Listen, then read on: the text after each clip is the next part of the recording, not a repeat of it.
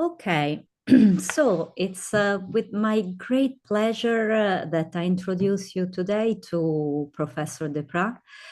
She's going to speak about the intimate other. We are Nobumpnocare. It's a non-profit co-founded with my colleague Nicole Miglio and I. We provide the services for women, gestating persons in their reproductive journey. We have a stellar network of people working in different fields. We are philosophical counselors, but we welcome also people working in law, in midwifery, in fitness.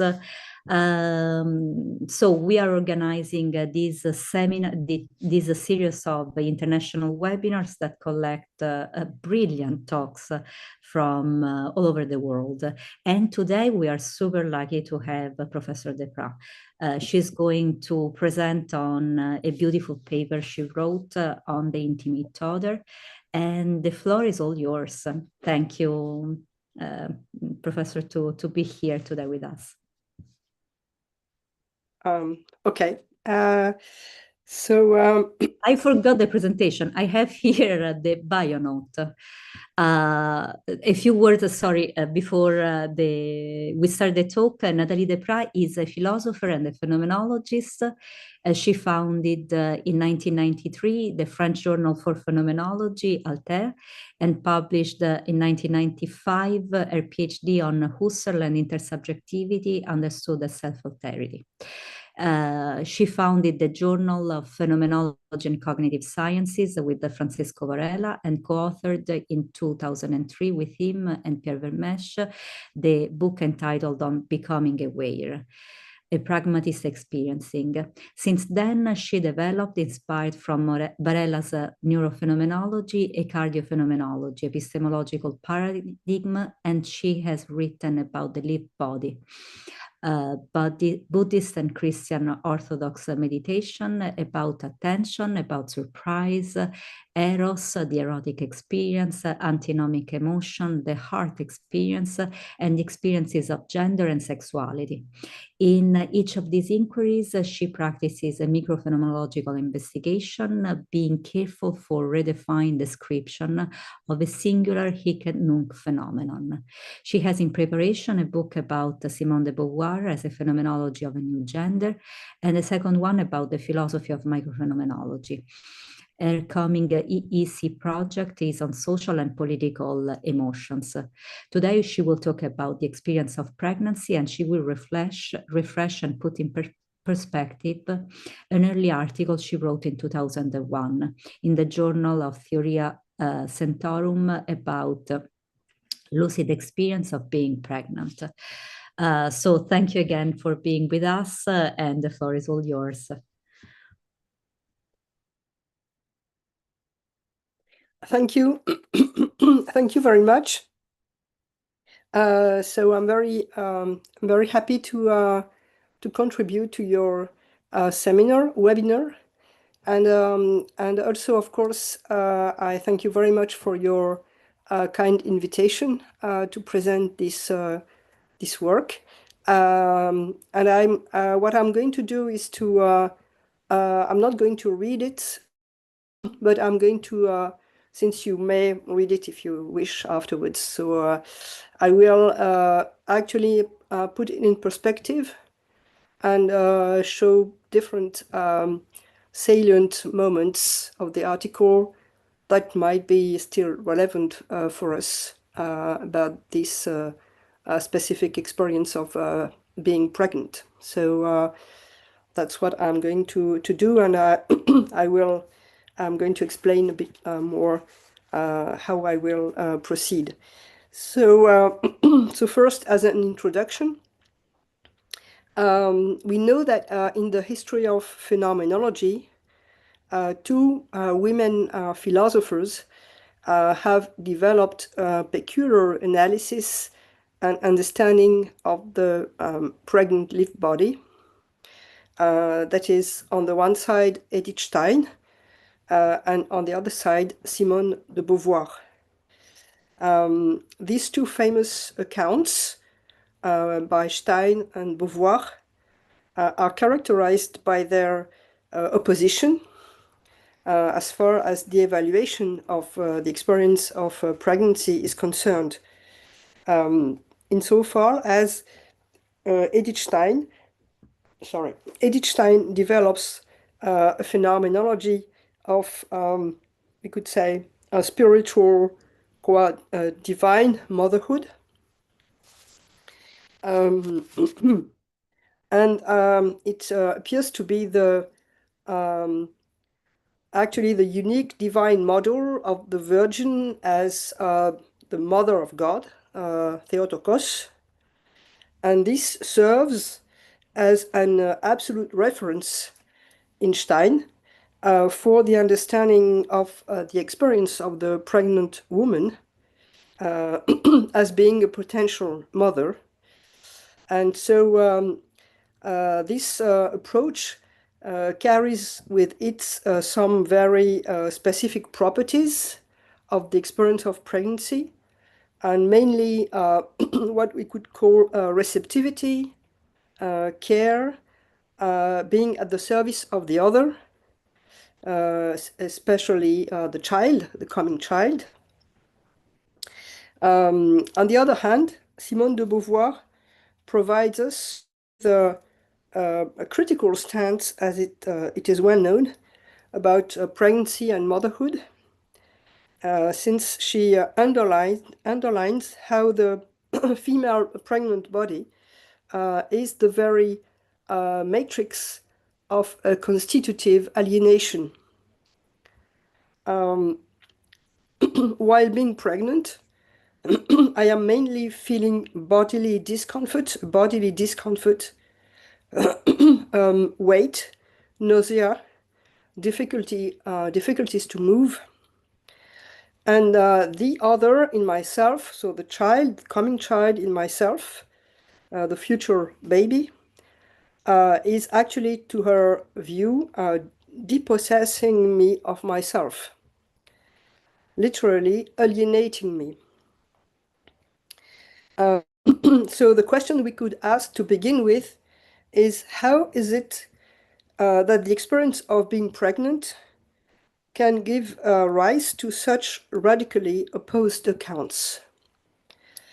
This is all the more intriguing that neither Stein nor Beauvoir never lived such an experience of being pregnant in the first person. So in what follows, I would like to adopt a different approach. First, contrary to Stein and Beauvoir, I would like to provide you with a descriptive account of being pregnant in the first person. So contrary to what these two philosophers did, in a sense. And second, I will not describe consequently one generic experience relying on a specific evaluation, negative or positive, since I think it's difficult and maybe not relevant to account in this particular experience of pregnancy, to account for a conceptual unified model of pregnancy. Even though, of course, philosophically, it's always helpful to have such models, but they very soon show their one-sidedness or their unsatisfactory dimension. So on the contrary, I would like to account for different experiences of my pregnant body, so not one specific unified model. And these different experiences are not necessarily to be unified. And I think they can be conceptualized, so have a philosophical validity without being unified conceptually. So the idea is also to make a step aside from the very common standard identification of conceptuality and unity. So, and third, I will underline in that respect the ambivalence of the pregnant body, which depends on two different dimensions. First, on the multiplicity of pregnancies on the one side, and on the other side, on the variability of the being pregnant experience during the 9 months or 8 months of being pregnant. So there is a double variability, a double differentiation, depending on the different kinds of experience of being pregnant on the one side, and of the different women who would account for it. And if we look at one specific pregnancy, so not on an intersubjective level, but on what I would call an intrasubjective dimension, then we will also we'll see again variabilities, so heterogeneities during the different moments, the different periods of being pregnant. So my aim while doing so is both methodological and ontological. Actually, the idea is to dismantle something that is too generic as a conception, and also that is too valence-oriented, positive or negative, as different stances, as I mentioned just at the beginning with Stein and Beauvoir. So I would like to stay with an open, pluralistic understanding of this experience. And to my view, it is not weakness, but is a good way to provide embodied concepts. So concepts that are not put as unified, a priori unified leading threads, but as concepts that directly emerge from the peculiarity of the experiences. And it seems to me that what I call an experiential phenomenology helps us to do that. That is to let emerge concepts from the experience itself and the peculiarity of the experience, and to build them as reflective experiential concept. That's the word I suggest, experiential concepts, and not starting from an a priori model, which would be then applied to experience, which is the standard way we do philosophy. And I would say it's very common in Kant's philosophy, when you look at the way he relies on experience as being the realm of application of concepts, or even in Husserl, when you still have this idea of a prioricity, which would guide the experience and use experiences or situations as leading threads. But these leading threads are, as Husserl says, in German, he says they are beliebig. That means that they are arbitrary. It could be this experience or it could be another one. And it's in fact not the point that this experience is chosen for itself. And why is it so? Because actually the source of validity is not in the experience, but in the a priori conceptuality. So of course, then experience, a peculiar experience, appears to be, in a sense, contingent. So that's the word, very important word in Husserl, of Beliebigkeit. So I would like to stand against this understanding of philosophy, in a sense, And, and so for this presentation, I will rely still on some aspects of this article Susie mentioned, published 2003 in the journal Theoria Scientiarum in a Polish journal. And I will actually go into, the main structure, which describe 4 different modes of appearing of the pregnant body. So these are not, in a sense, properties of the pregnant body, but in a more phenomenological style, modes of appearing or modes of donation of givenness, which includes, of course, that I presuppose that there is this correlation, this intentional correlation between subject and object at every moment of these different modes of appearing. So I will just mention them to begin with. And broadly, it concerns in the article, if you want to read it again, the page from 169 to 176. So I let aside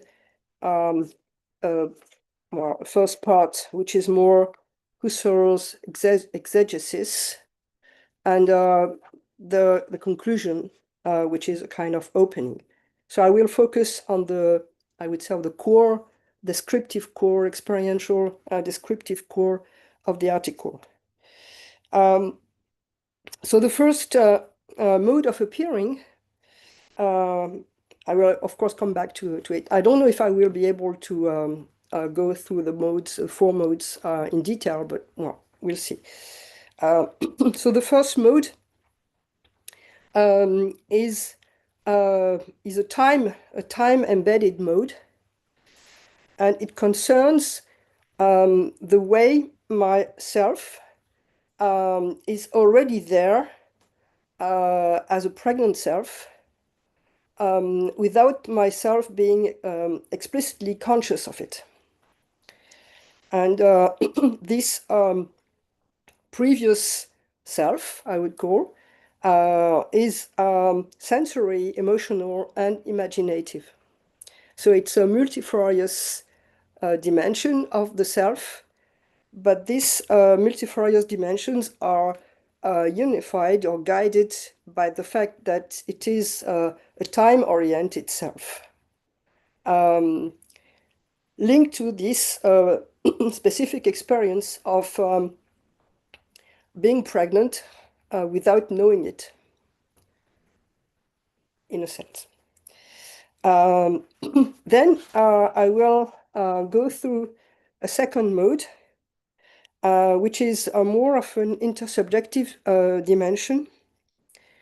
Intersubjective in a very peculiar sense, because in a sense it's intersubjective in the specific experience of pregnancy. So it's intersubjective as as an othering or another within myself.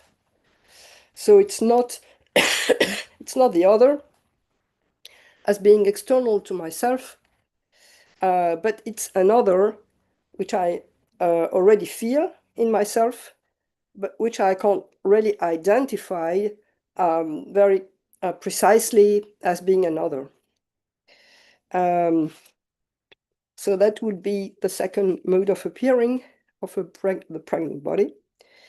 Then I will have a third mode of appearing, which goes back to this previousness temporality, so the fact of being pregnant without knowing it. But then I will focus on the affective dimension of this self-anticipation, and what kind of very peculiar emotional dimensions arise when I am oriented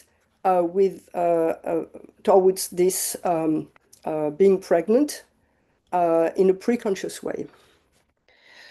And finally, I will come back again to this intrasubjective dimension, So that would be the fourth mode of appearing, and showing how through this cohabitation between this intimate other, as I say, and myself, there is a way to reconquer my own intimacy.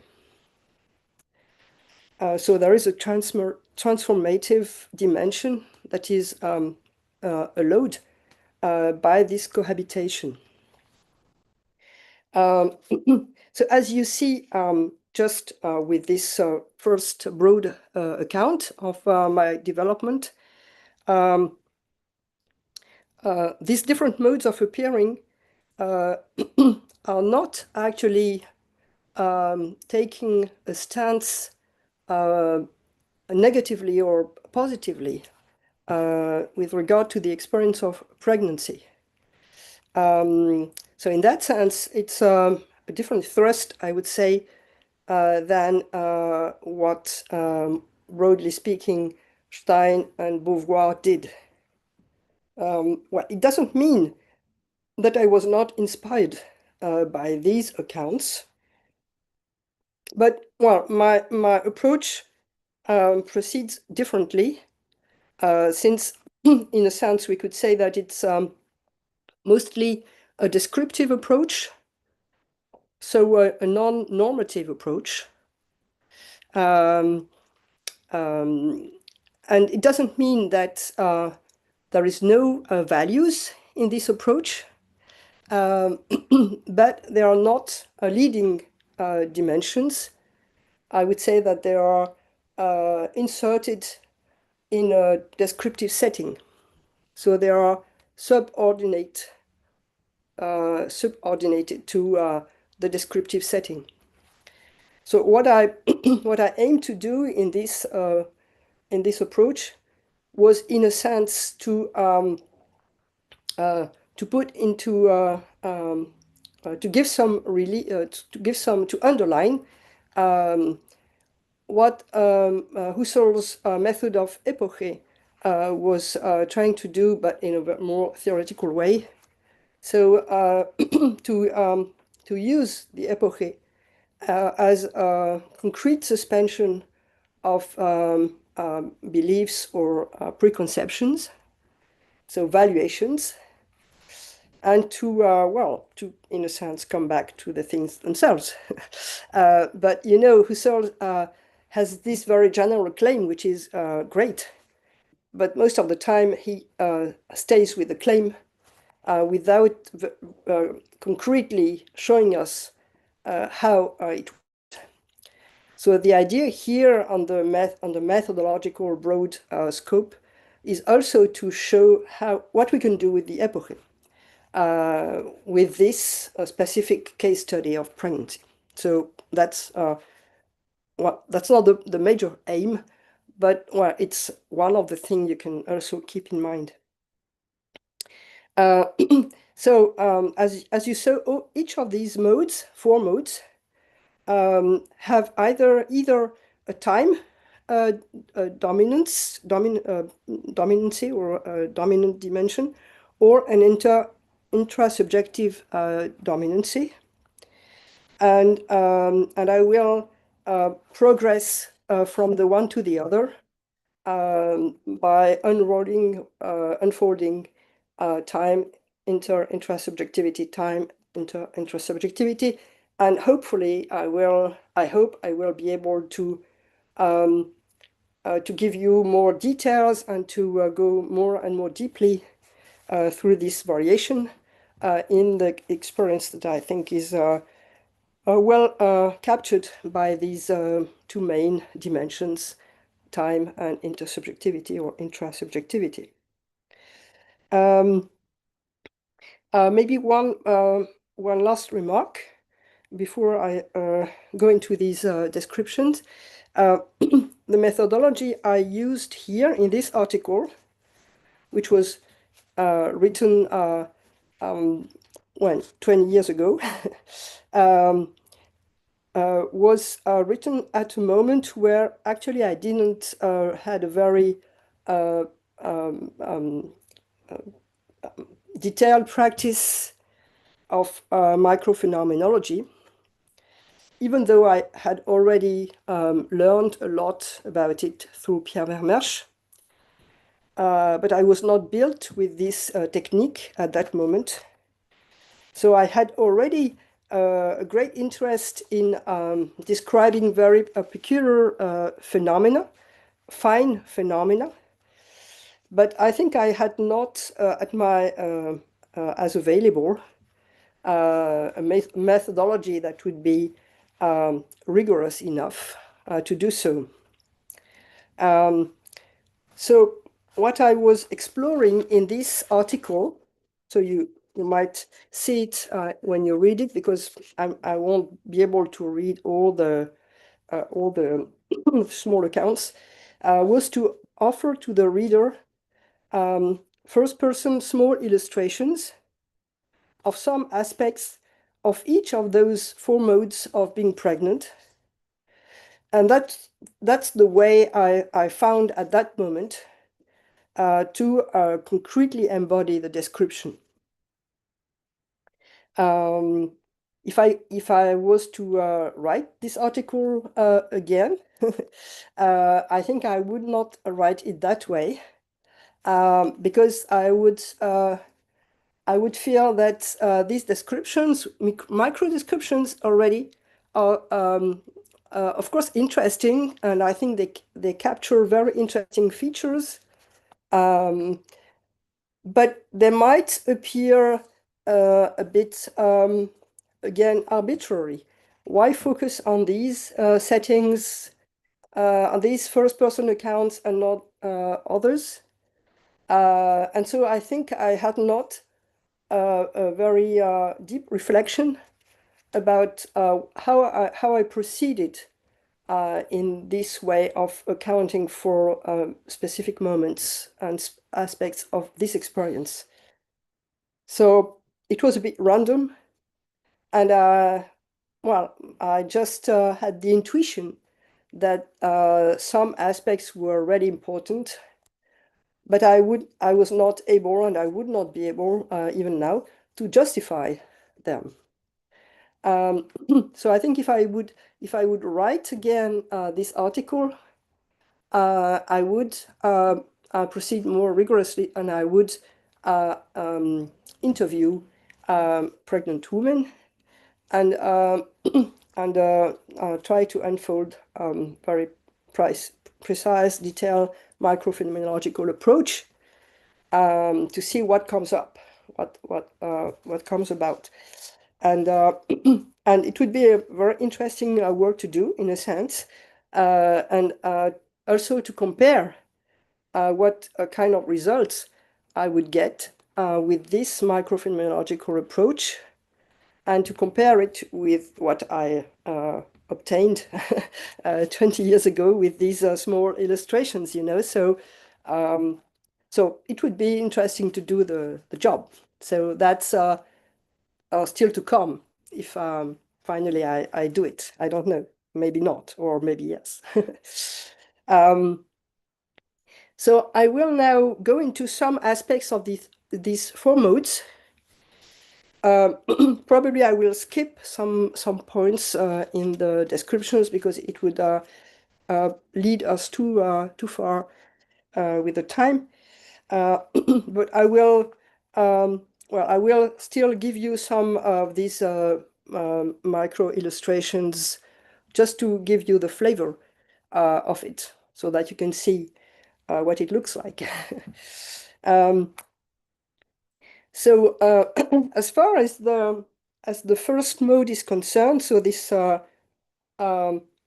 this previous self, pregnant self, being pregnant without knowing it.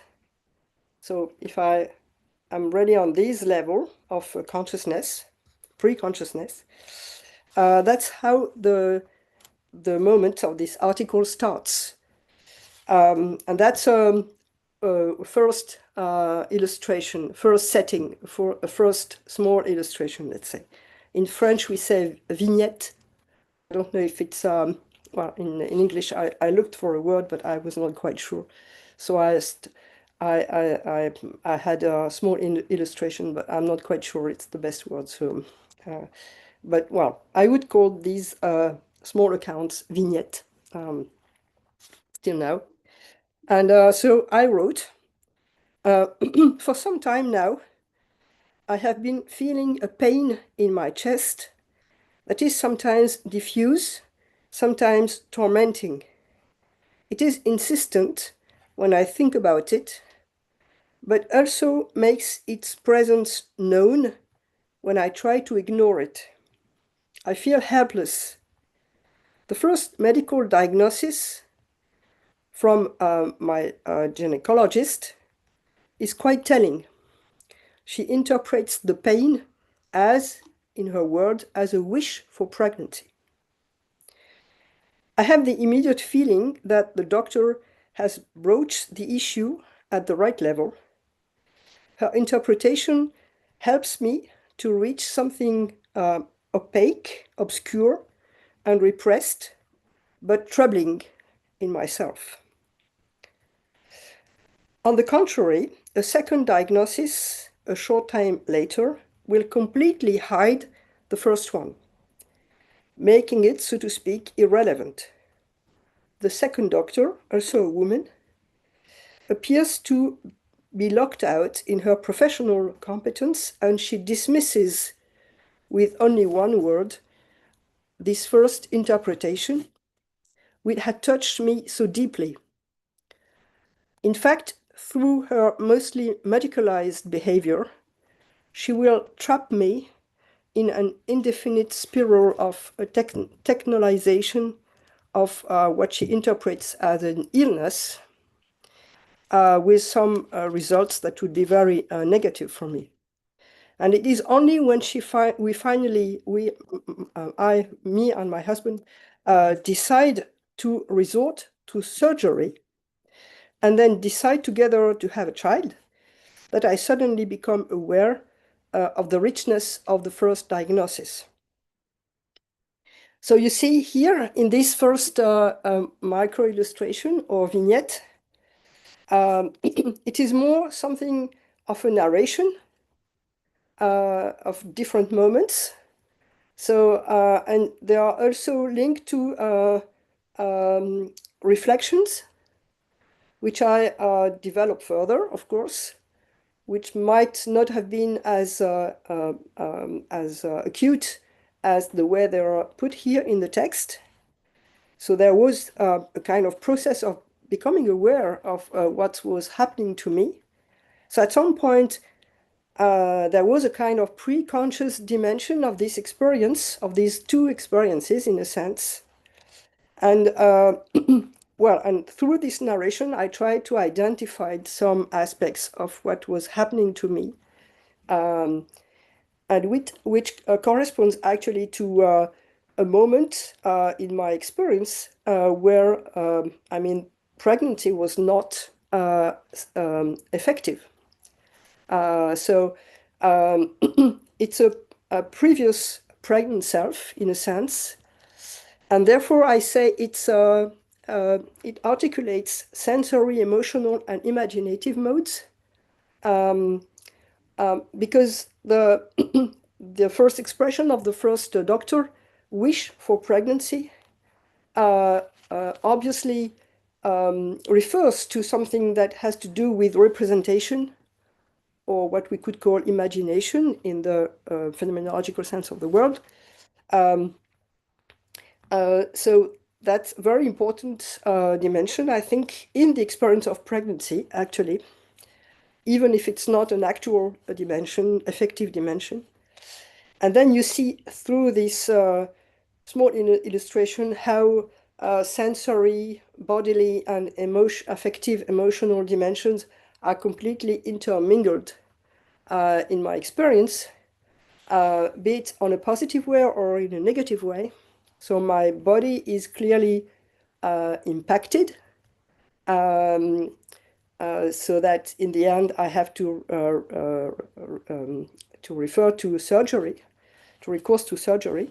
And I go through different emotional phases, which are first positive and then negative and then again positive. So it's a complex process in a sense.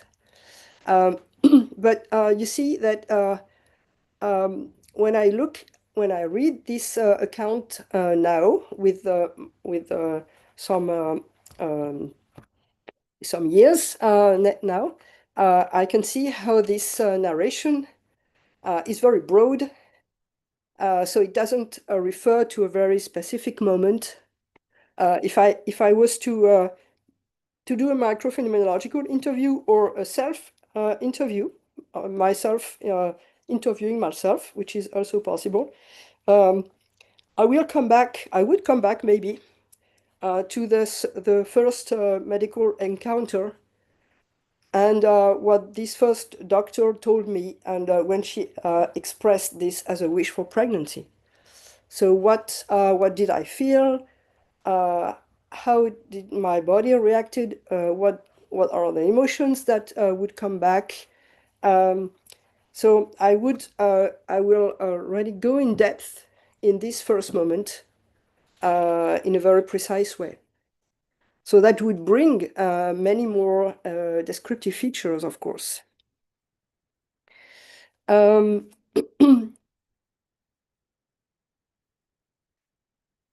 then when I skip some passages, and I will quote a second moment, second small illustration,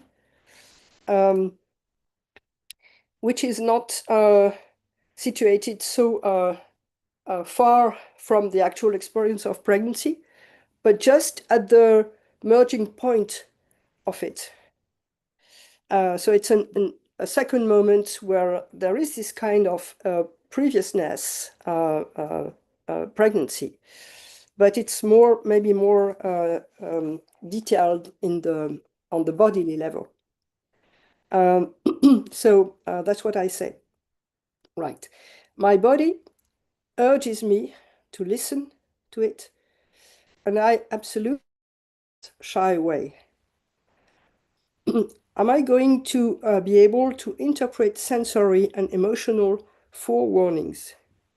A few days after a particularly intense sexual intercourse, I had the feeling of some very subtle and light movements in my belly. Could it be the traveling of the egg before finding its nest? I asked myself. But the doctors say that it is impossible to feel anything at this early stage. Nonetheless, after a first objective test, I learned that I am pregnant. So here we have to do with another process of being conscious in a very light way of something that's happening in my own body without being able to identify it objectively, and with the contradictory stance from the doctors that put that aside, refusing to to consider that I might have experienced it. So I think it's a very interesting moment that could also be very interesting to focus on more precisely on a microphenomenological way, in order to to sense this very fine dimension, bodily dimension, that we women might be aware of, independently of what is possible to experience objectively and what the doctors are even telling us.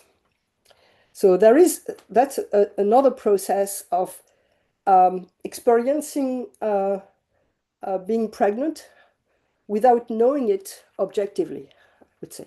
It's another dimension. And then a third and final vignette of this first mode. I awakened one morning with a dream in mind, one that seems to have accompanied me throughout the whole night. The dream is vivid in my mind, like a freshly lived experience. 3 young girls are leaping about around me as I walk on a forest path with the sun flickering through the trees. It is the end of a summer afternoon. After a while, in the dream, I call 2 of them by their first names. Amrita, Melissa. I have a very strange feeling, as if I am naming them for the first time, as if I am even christening them. I keep this impressive dream in my memory, but I decide not to give it too much significance. At this point, indeed, I still don't know that I am pregnant. But after a first test, a week later, revealing that I am, then a sonogram a month later showing 2 embryos, and another after 3 months showing 2 female fetuses, we, my husband and I, must acknowledge the honorific prediction. And we decide to give the babies the names from the dream. Well, it's a very nice, it's a real experience, you know, it's not fictional, it's really something that I experienced, so it's very intense for me, even now, to recall it and to have written it. But you know, here you have another account of this process of knowing without knowing. So that's of course here through an oniric experience. So it's intense in the sense of this dream as being very very important. But you know, first here myself, I first don't want to give it too much importance, because this dream seems to be, in a sense, random. So we have a bit the same scenario in another with another framework than the scenario with the doctor doesn't want to when he doesn't want to to accept that maybe what I felt already happened. So the objectivation here through the doctor, and here the objectivation through myself.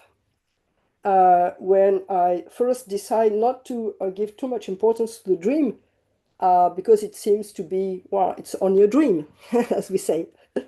So why would I give it too much importance? And this process is very interesting for me because maybe in a sense, it could have been that this dream would not have been an oniric prediction, as I said. It might have been just as the first vignette tells, a wish for pregnancy. So where there is no actual pregnancy, but only, in a sense, a wish. So the dream could have this wishing dimension. So the process of objectification through the first test, and then the fact that I discover through the sonogram that there are 2 babies, and finally in the second sonogram that there are 2 girls. These 3 objectification phases give in return a validity to this feeling that might have been left aside if I had not have this I had not had this 3 objectification processes, you know, or steps.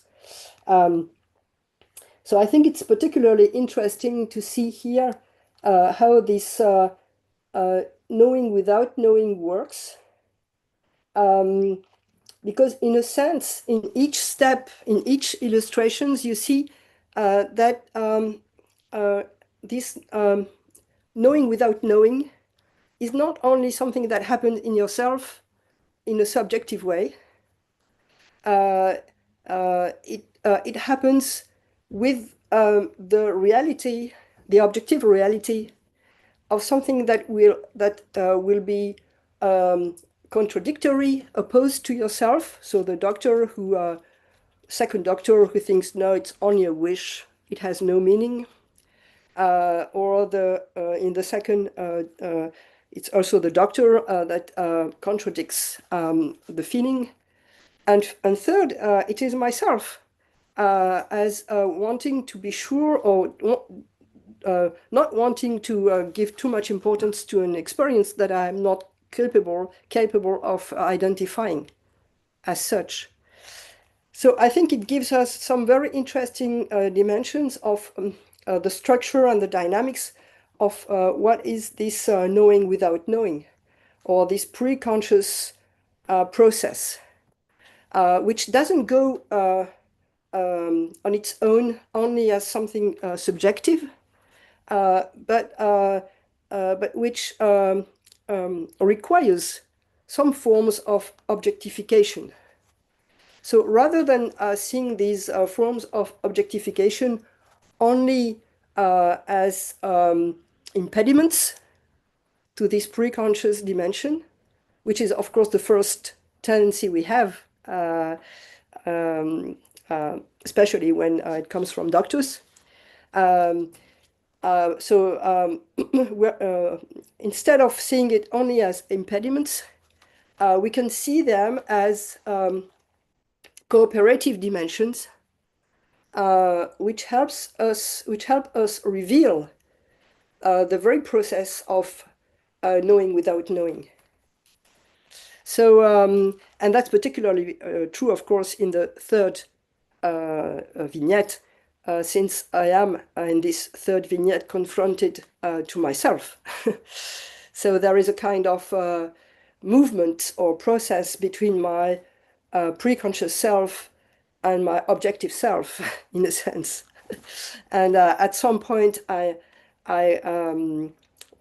just have to admit that these objective dimensions give a reality to the dream, which I was not first ready to admit. So, well, that's the first mode. And probably I'm not quite sure, I will go into the second mode, and maybe we can talk afterwards. I will see, but I think it's finally, I didn't know exactly how I was going to proceed for this presentation, but finally, I think it's great to quote these vignettes and then to comment on them without reading the whole text. I think it's great to show you actually the way I wrote in first person and the interest of it.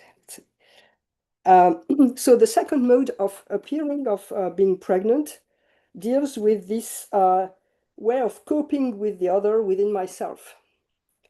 How do I cope with the baby once I know this time I am pregnant? So we're not in the first phase of knowing without knowing. I actually know that I'm pregnant.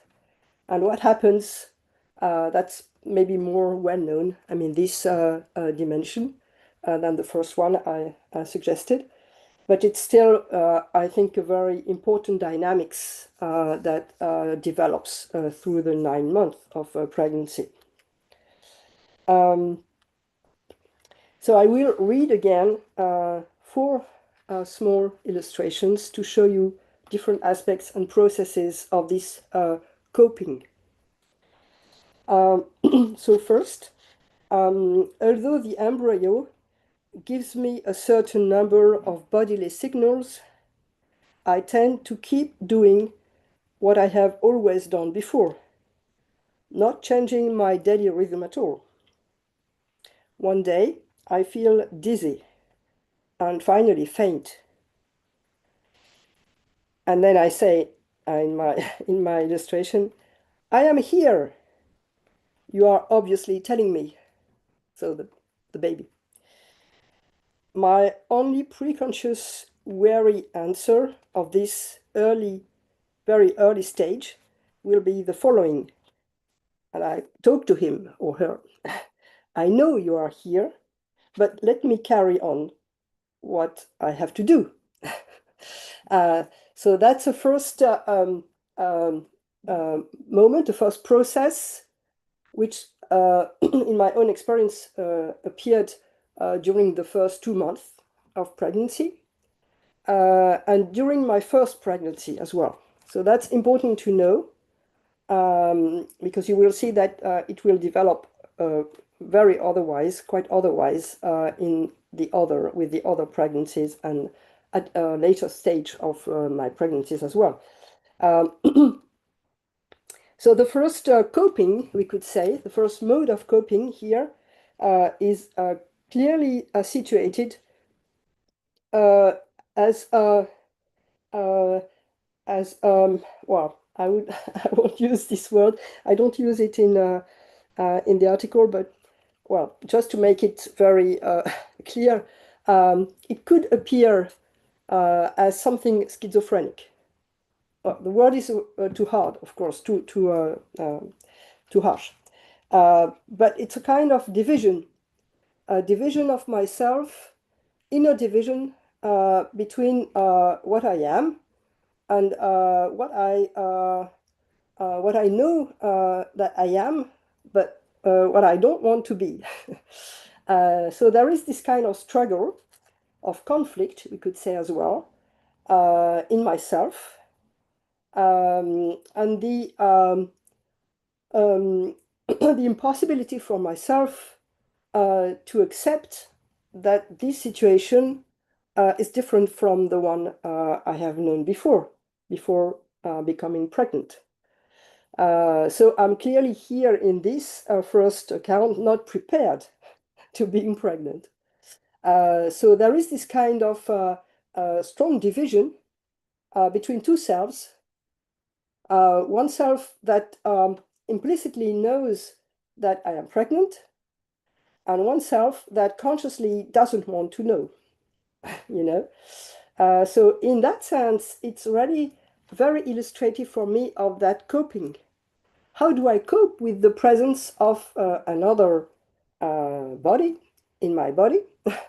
In this first phase, I cope, and in my experience, of course, not every woman would say that, but I cope with it by denying the presence of the small body, and by wanting to. It's a very willful, of course, attitude, wanting to. As I say, carry on doing what I do. Don't so not wanting to give some space to this small creature inside myself. And so I think it's a very interesting way of apprehending this mode, or coping mode of being, which is not maybe the the most frequent. I don't know. Although I think a lot of women maybe have experienced that. So since I didn't do any interviews for many people, I don't know, but I can just account for my own experience. But this conflictual and struggle and denial is characteristic. Let's say it's characteristic of my first pregnancy and of the first phase of the pregnancy as well. So that's, well, first account. Let's go now to a second one. I quote again. From the beginning of this new pregnancy, so you understand that it's another one, the two embryos were revealed to me in an oniric way, are walking at my side in my every movement, in my travel, or my gestures, in every thought or emotion I have. The little girls are so present to me that I am never forgetful of them. I live in them in as much as they live in me, in a kind of familiar presence that is also a kind of very abyssal intimacy. They are there in everything I do. Uh,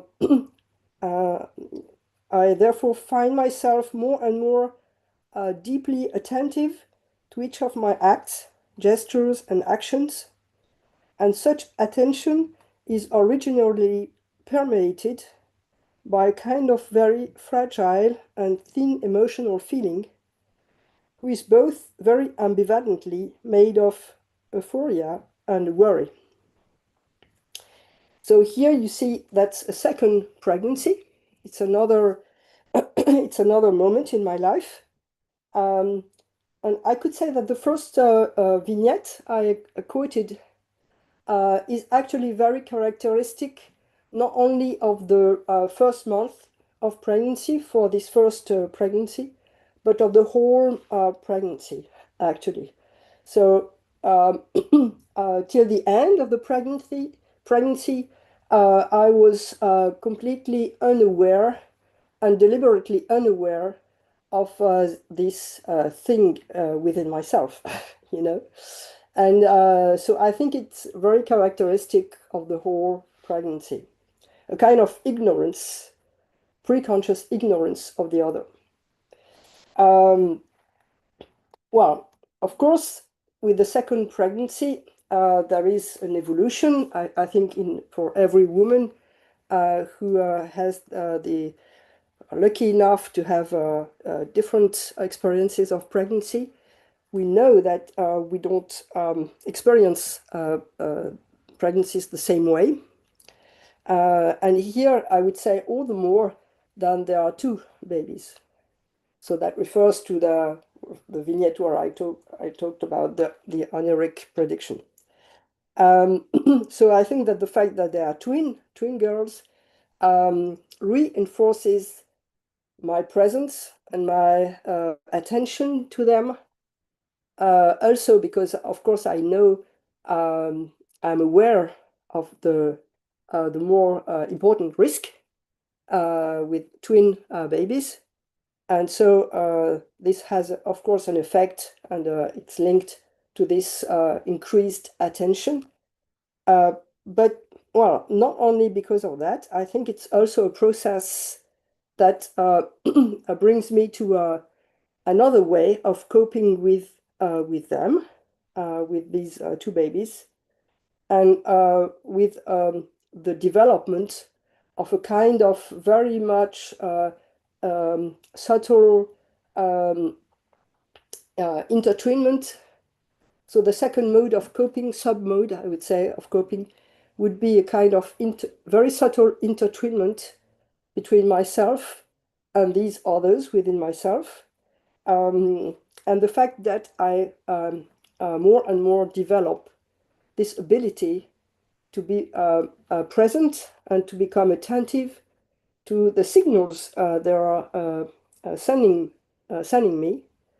And it's a kind of, maybe I would say, I didn't write it that way, but it's a kind of a spontaneous sonogram, you know. So my body becomes a spontaneous sonogram. So I am so aware of what's going on within myself that I develop this kind of, and I cultivate this kind of ability to understand what's going on. Um,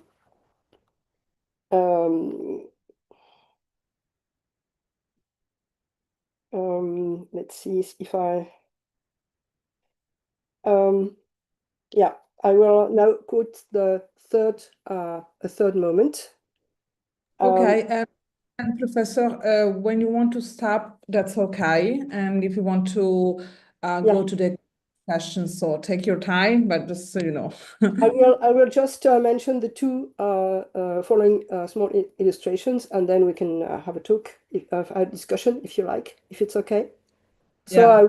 I have the feeling that, well, I provided you with something which has its own coherence, let's say, even though I don't develop the last two modes, but, well, I will have gone through the whole picture of this kind of intrasubjective consciousness, let's say.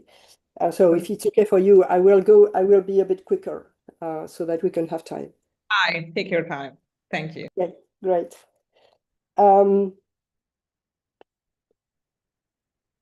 So this third quotation has to do with the same second pregnancy, a bit later on in the pregnancy, in the 9 months. So I quote, 2.5 months before term, I am compelled to nearly stop moving. I am carrying in me the most precious jewel. And I said to myself, don't be foolish. Looking back on my first pregnancy, I realized how careless I had been. By contrast, I learned how to know both of you from this very imperceptible embodied presence of yours. At birth, 5 weeks before term, I will recognize you immediately. We know each other so well already. We are so close to each other. So that's the last phase of the pregnancy and the moment where, as I say, I was compelled to stop going out. And so that's the result, I would say, of this very subtle coping and mutual apprenticeship, or apprivoisement, we would say in French, with the two babies. So a kind of, I would say, as a contrast with the first mode of coping, which was very much divided, schizophrenic, conflictual, struggling, it's a very porous mode of coping, which is not a unified body, because I'm well aware of the presence of others in myself. So there is this interaction, but still, it's I like the word porosity to describe it, because it shows that this intermingling has windows. I mean, there are windows between me and these babies, and we communicate. And finally, third and last illustration, again with another way of identifying a coping dimension. I quote, I serenely welcomed this still other pregnancy, so that's a third one, as an unexpected and hopeless event. You are here, I know that. It's marvelous. Oh, I am here as well. From day to day, my body is moving and changing, and I change my rhythm as the life of the other baby is getting more and more urgent in me.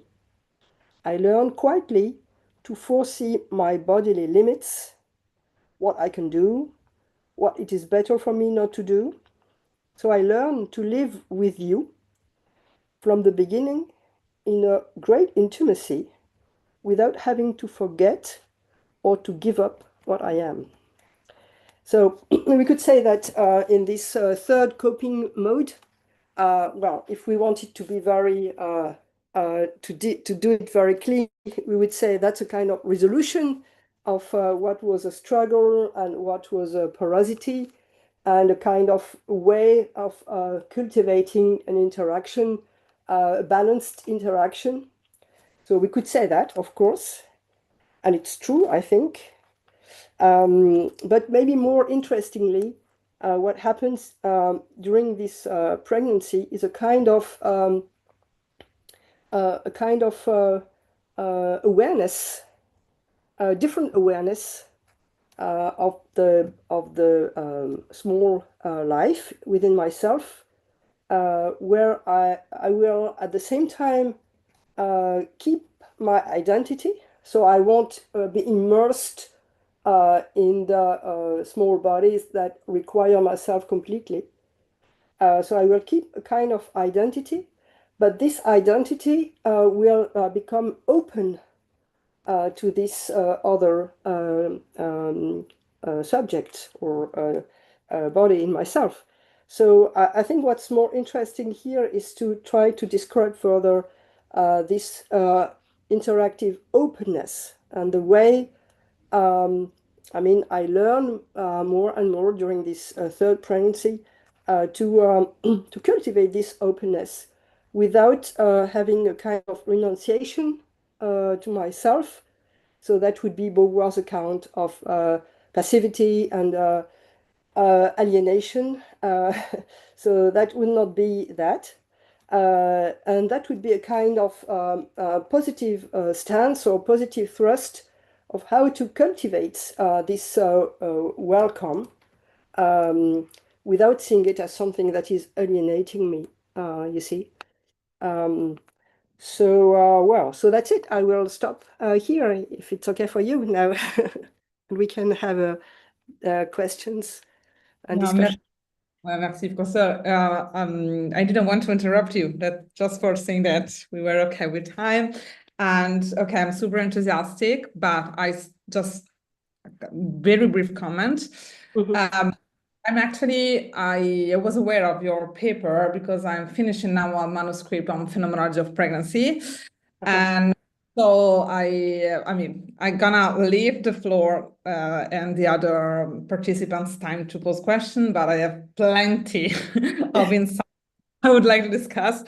And I'll leave it just one, which is the Australian way of discussing pregnancy and the concept of the Grenzeprobleme, which was very rich to me because I feel that also what you were discussing about the very first stage of pregnancy, being knowing without knowing, is part of this, let's say, primordial way of interacting with one's body, which sometimes biomedicine cannot recognize as such, and so gaslight.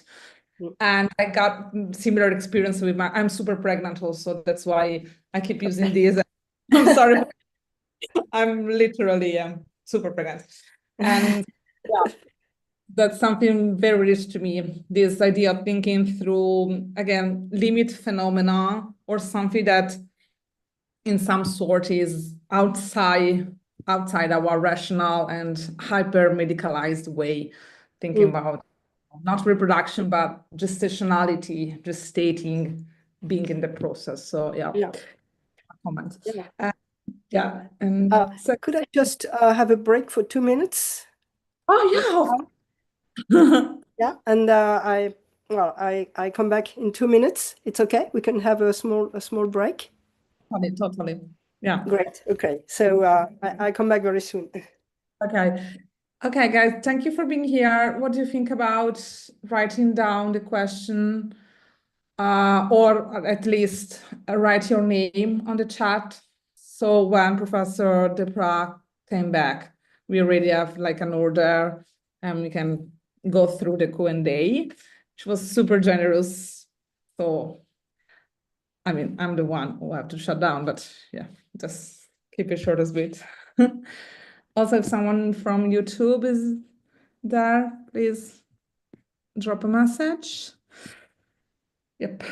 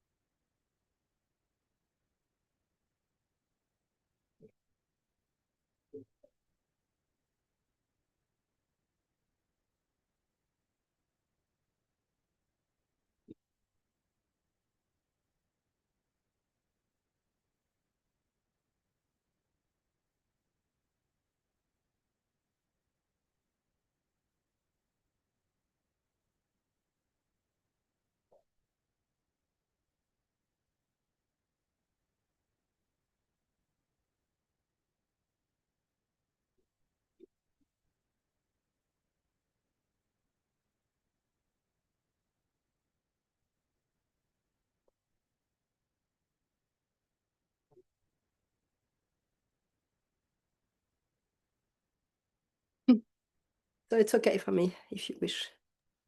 Okay, fantastic. If someone wants to pose question, that's the right moment to do so, or comments or whatever. In the meanwhile, I also want to add that Susie actually just published a book on phenomenology of pregnancy, and one chapter is on interviews. And I don't think that she uses microphenomenology, but she uses this approach to, makes concepts arise from discourse. And it's something that I read a book and I wrote my manuscript. And I was like, I wish I had this intuition before, because it's that, even politically, maybe we don't let pregnant women speak too much. Mm-hmm. Wait, yeah, you're right. Actually, she sent me her book, so so I was able to go through it, and I also noticed, that she had done a great job with interviews. So I think it's very important. We really need women to talk about what they live, and not just rely on medical diagnosis. And and well, sometimes these medical doctors are women, of course, but still, it's there is always this risk of domination because of the knowledge, because the doctor knows better than you. So you feel, you feel you don't know, and starting from that, you don't dare to write or to talk, and so you give the doctor the benefit of the doubt, as we say, which is a difficult bias. So I think we really need women, more and more women talk about what they live and write about it. So it's great. It's a great thing you did, Susie. Yeah, thank you, Professor. And we got Ariela, please. Thanks. Hello. Thanks for the webinar, and also Natalie for this amazing talk. I find the topic really interesting, and I would like to read your paper. I found it in internet, luckily, and I will read it immediately. I was wondering about a point you mentioned when you talk about the how to cope with another body in my body. I was wondering about the concept of the bodies implied in this point, because there are in some sense there is a lived body, but there is also a biological body implied in both experience, because I, as a pregnant woman, I experience my body, my physical body. I have nausea, my hormones are in a chaos, and there are a lot of biological information and physical information about the body implied in this experience. And also, before there is a moment in which the body of the fetus, of the baby, is not a baby. It's the embryo, the fetus. Yes, from the fetus is just a biological body, and it's getting it's becoming a lived body with the time. In the first month, we can think that it's a biological body, and it's increasing his personality or uniqueness or characteristic that reminds us that it's a person, not just a thing. And I was wondering, I would like to have your opinion about this multiplicity of the experience you talk about in relation with the biological dimension of the body. Thank you. Yeah, I think you're right. I mean, maybe in your in what you said, there are two different points. One point has to do with the the way the physical or biological body interacts with the lived body. So that's one thing, which I not very much described here in what I but in the later parts of the paper it comes up. You will see. Even though it appears, I would still I would say in the first quotation, because although the biological, I mean, there are two. Actually, there are two different biological bodies and two different lived bodies. So we could say that and it's very much close to Husserl's understanding of intersubjectivity in a sense, because what Husserl tells us is that focusing on the other as being another person, of course, not an other within myself, but still the other is a body that I first perceive as a physical body. So I get into touch or into contact with a body appearing to myself in some perception, let's say, and what appears to me is a physical body, is a Körper in Husserl's words. And this Körper is going to have a feedback effect of my consciousness of being a Körper as well. So that's the experience of the other as a Körper that will lead me to see myself also as a Körper. Whereas in the first phase, or in the first instance for Husserl, my experience as a bodily dimension is first my experience of being a lived body. So there is what I call in my book a chiasma between the two Körpers and the two lives, in a sense.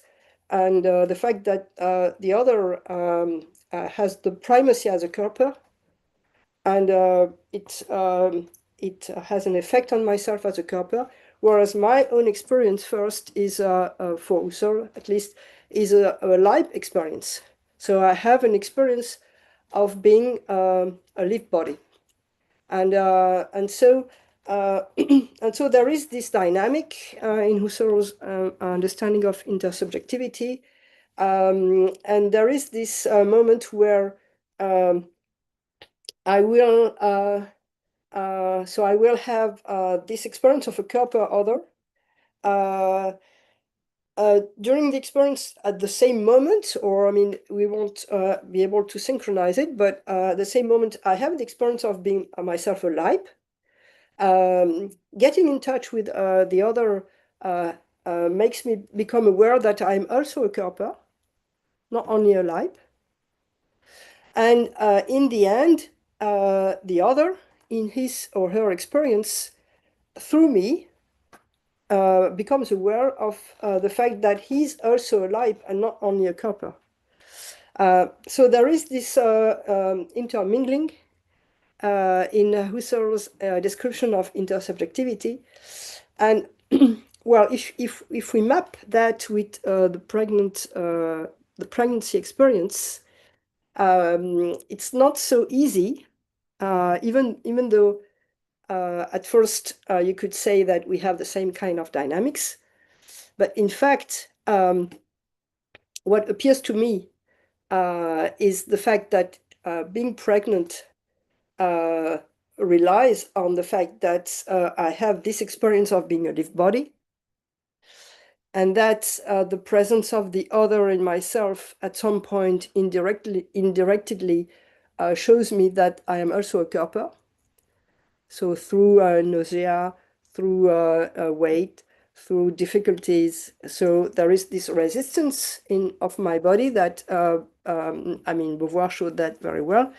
And so that's through this other presence in myself that my being aware of being alive is also becomes aware of being a body, you know. But then the question, which is more tricky, I would say, with the pregnancy that with intersubjectivity in general, is that it doesn't mean that this this objectification of the small body in myself, which is indirectly becoming aware through my well, some signs, some very Körper signs. It doesn't. We can't trigger from that we have a bodily a lived body. I mean that this other in myself is also a lived body. That's not possible to say that. I mean, it would go too far because we actually don't know what happens for this small life. So the only way we have to understand better what's going on is looking at the different processes of this life growing in myself and giving me more and more signs, and at some point being able to be identified through its biological heart rhythm, which we don't have at the beginning, for example. But these are objective signs in a sense. They are not lived bodily signs. So to my view, the experience of pregnancy is doesn't map exactly what Husserl develops on intersubjectivity. So it would be, I didn't do that, but it would be very interesting to, I mean, to reframe Husserl's model of intersubjectivity through this experience of pregnancy. And all the more then, actually, it would not maybe be an intersubjective model, but it would be an intrasubjective model. So that's maybe also the reason why it's not possible to apply it directly from Husserl's model of intersubjectivity. Well, I thank you for your question because it helps me think about and think further. So thanks a lot. Thank you. Yeah, thank you both. And thank you, Professor Depraz, for your generosity. We just have a last question by Irene. You want to pose directly the question? Welcome. Okay, thank you very much. Thank you for your very insightful observations. They resonated in me too. And I have just one little question. It seems to me that in your observations, the relationship of mother and fetus you described would distinguish between the self of the mother and something other than herself. Wouldn't there be an original union between both selves, such that the fetus is considered as an enrichment or expanding of the mother's self? Husserl speaks of the I that carries the other, which you already talked about in the last question. But by Husserl, there is a distinction between both selves. So that's why intersubjectivity grows up from the recognition of the other, which I carry, but it's always another. So my question would be if there is no previous stage. You spoke about intrasubjective mode, but it's not. They are not two subjectivities united in a mother's womb, but only one, perhaps, for the first moments, till the fetus shows its own will, its own movements, its own development. Still, he doesn't respond to my I would say, to my bodily reactions, but develops a life of his own. So, but in the previous stage, there would be, I think, almost an union or expanding of the mother self into the fetus. That would be more than not two selves, but an increased or I would say, an expansion of the mother selves. I would like to know what you think about this idea, or if you agree, or if yes, thank you. Yes, of course. I think you're right to make this distinction, and and there is this different kind of awareness, of course, of the woman, of the mother, potential woman, a mother, at the beginning, where she might. I mean, there are so many scenarios. I mean, she might know because she got the test that she's pregnant, but she doesn't feel anything.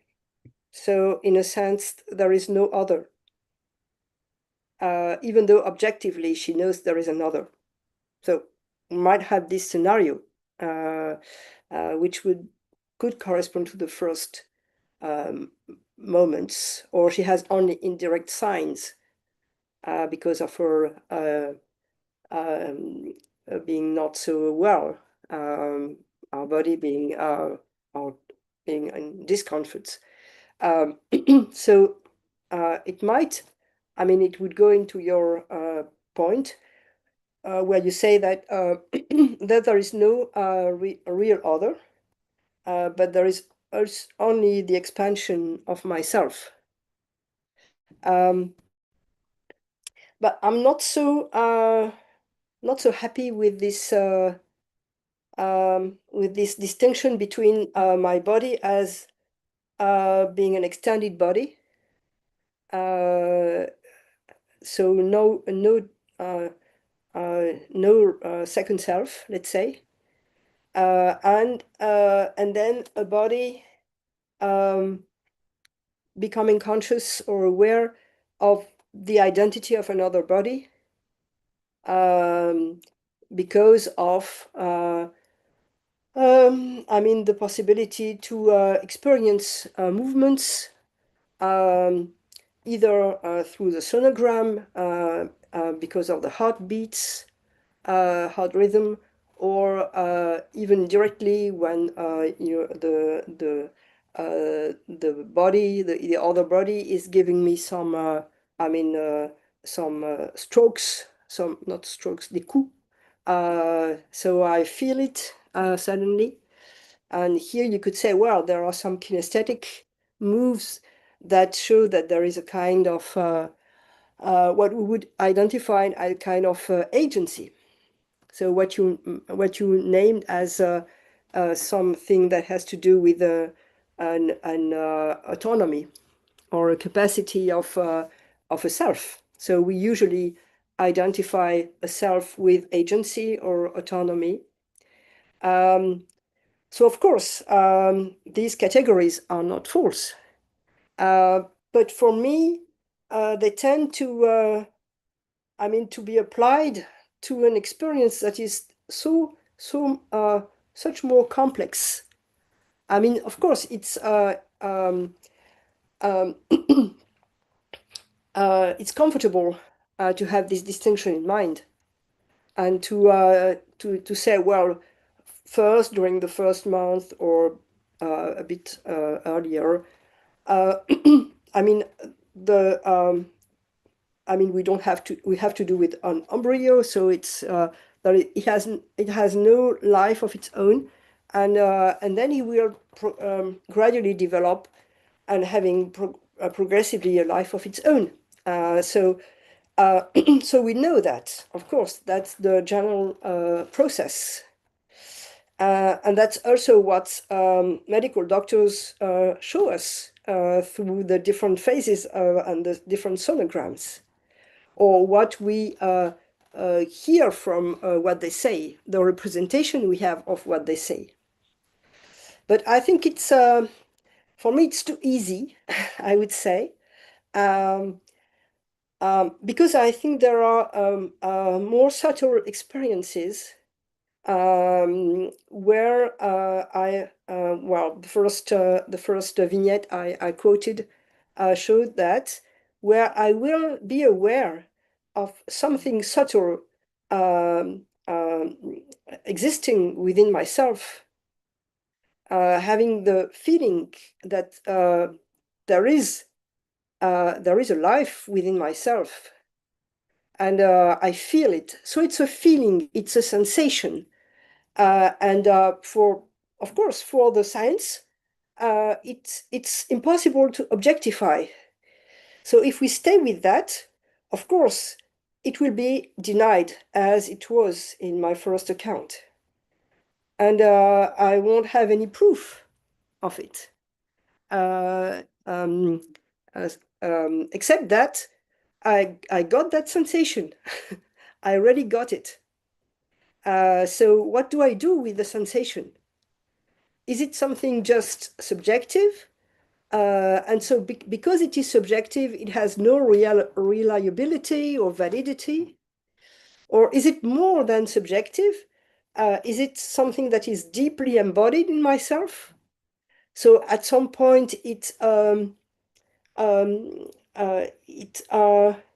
testifies for something material that is even non-conscious. So in a sense, it's not, in that sense, it's not subjective, so it can't be denied of not being valid because it's subjective, because it's deeply anchored in my material body, you know? And so it's maybe beneath the distinction between subjectivity and objectivity. So I think we don't, again, as I said, we don't rely enough on, and we don't trust ourselves. And because we have been taught that it's not possible, or we have been taught we have been taught representation of what it is to be pregnant. But who taught us that? And if men were the ones who taught us that, these persons who don't have this experience and will never have it, who are they to tell us what we live? I mean, that's a political question here. You know, so I would say no. There are very subtle sensations that you feel in your body, and that maybe women are more keen to be aware of than men. I mean, I think it's generally said. It's not revolutionary to say that, and so we really have to trust ourselves and to develop this fine account, very fine account of our sensations. And so I like very much the idea of putting this level of experience at the level of sensation, and not sticking to the also very broader or upper subtraction between subjective and objective. Because in fact, it doesn't map, it doesn't fit. And just to, I don't know how to tell it in English, but to preach from a chapel, or pour prêcher pour ma chapelle, in French we would say, I would really invite you to, to do some microphenomenological interviews. Because here you will really see what we can really find as very, very fine dimensions of your bodily experience, and how it doesn't fit most of the time with the representation we have of our body. So there is a discrepancy between what we were taught our body feels, the representation that were written on what the body is, which was most of the time, and we know that through Beauvoir, the way, I mean, the masculine discourse has broached the issue mostly. And so we know that historically women didn't have any lead on that. So there is no discourse. It's a bit different now, but still it's not the major tendency. And so we already need to, again, to trust ourselves and to go into these more subtle sensations which are available, which are here preconsciously, but that we usually very frequently don't dare to identify because we are afraid that, as you said, going into this dimension is going to bring us into something private, something subjective that has no validity, that cannot be universalized, and that we won't be recognized in our level of speech. But that's completely false. I mean, that's a great bias. And I would say it's so important to free oneself from this, in a sense, from this prejudice. And I mean, it's it's quite it's quite normal that we have this kind of prejudice because we have been taught so during so many centuries that we had to think that way. That it's so, we have to dig so deep in order to reveal or unveil these levels of experience that usually very often we don't do it. Because it's not that it's very energy costing, but I think it's more the fact that we think we have the representation that if we do that, we're going to isolate ourselves,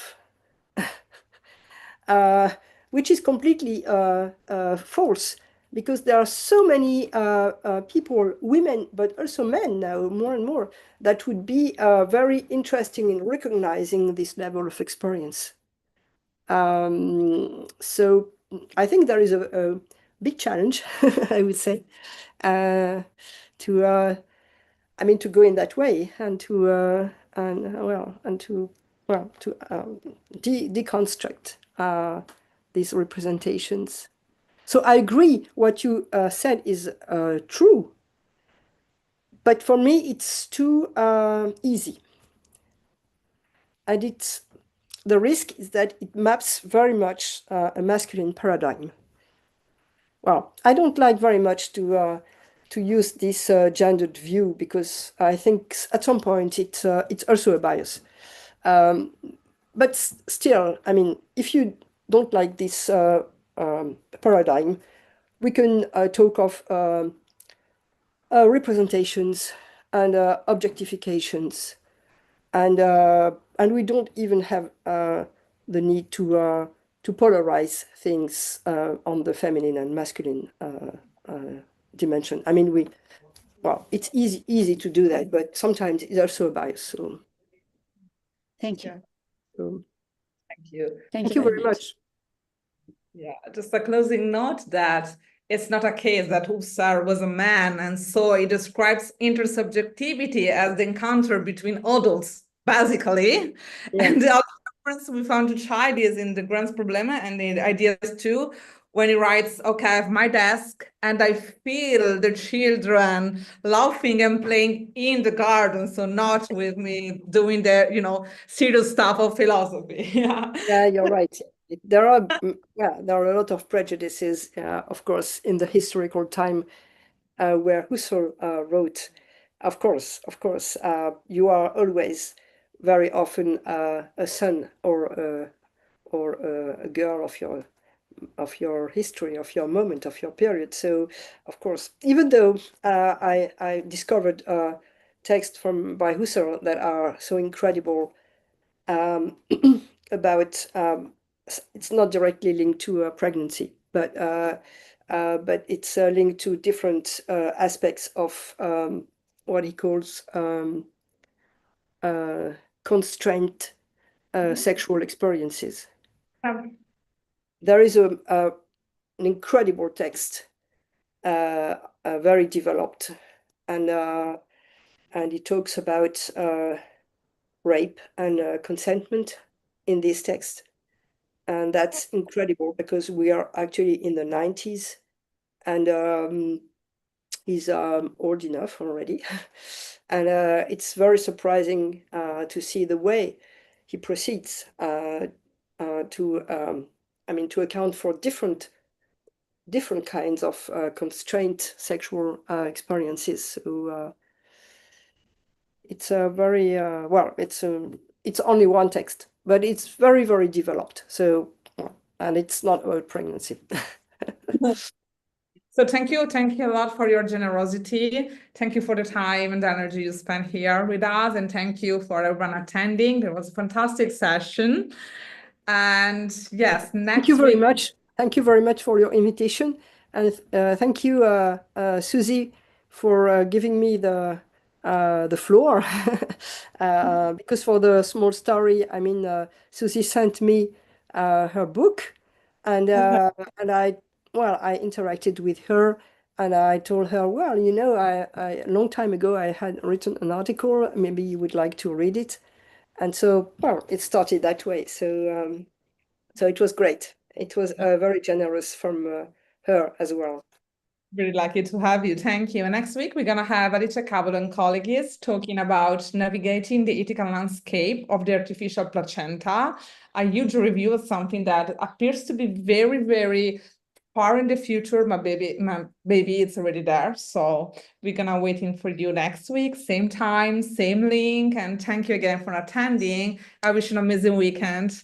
Bye. Thank you again, Professor. Thank you, everyone. Bye-bye. Thank you very much. Bye-bye. Bye-bye. Thank you, Natalie. Bye-bye. Thank you, Christian. Thank you for being here. Bye-bye.